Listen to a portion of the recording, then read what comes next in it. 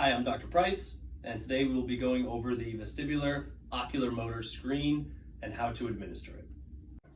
We're going to start with smooth pursuits. You'll stand 3 feet away from the patient, hold a pen up approximately 3 feet from their eyes, and you're going to move the pen horizontally first, about 1.5 feet to either side, twice, at a slow, steady pace, and then vertical, 1.5 feet either direction, another 2 repetitions, and then you'll hold here, and then you repeat and ask the patient once more for their headache, dizziness, nausea, and fogginess ratings on a scale of 0 to 10. Next up, we have the horizontal saccades. You're going to stand once again 3 feet away and put your fingers approximately 1.5 feet to either side, similar to the smooth pursuit. Ask the patient to move their eyes quickly between the 2 targets, yes, as fast as they can, for exactly 10 repetitions. And important to note that 1 repetition is a full movement of the eyes back and forth. We then ask for their symptoms from 0 to 10, headache, dizziness, nausea, fogginess, and then it's vertical, again, 1.5 feet on either side, and it's another 10 repetitions as fast as they can move their eyes. Next, we are going to do the near point convergence trial.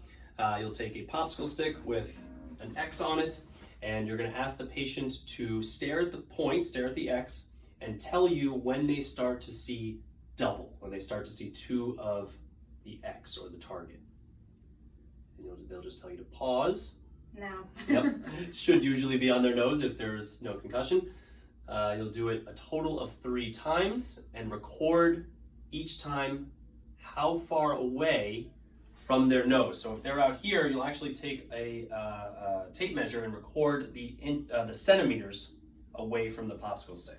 Now for the vestibular ocular reflex test, you'll stand 3 feet away from the patient. You're going to hold a popsicle stick or a target out in front of their eyes and ask them to stare at the point and turn their head side to side to approximately 180 beats per minute for 6 repetitions and pause.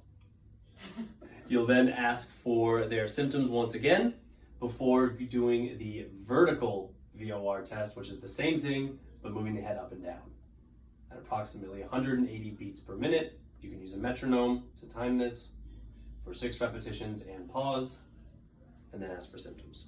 Finally, we have the visual motion sensitivity test. You'll ask the patient to stand.